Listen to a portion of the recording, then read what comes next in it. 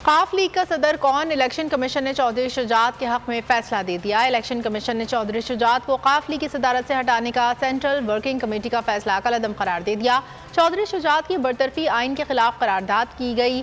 Party सदारत से हटाने के खिलाफ दरखास्त चौधरी शुजात ने दायर की थी। इलेक्शन कमीशन ने समाअत के बाद गुज़िश्ता बरस अगस्त में फैसला महफूज किया। हुक्म इम्तना के जरिए चौधरी शुजात हुसैन को बहाल किया गया था।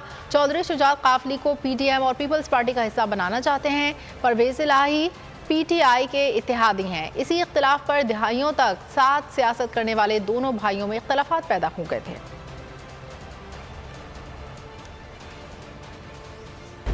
खूने नाहक बहुत पी चुकी ये जमीन, अब कोई दिन में ये खून उगलने को है। खत्म हो जाएगी ये तमाशागरी, वक्त पलटेगा रोजे जजा की तरह। ये जो पेशावर में ताजा लहू है बहा, एक क़यामत करेगा फलक पर बपा। गम की सलमनाक घड़ी में बोल सानह पेशावर में शहीद होने वालों के लवाहिकीन के साथ। सब्सक्राइब करें और बेल दबाएं ताकि कोई खबर रह न जाए।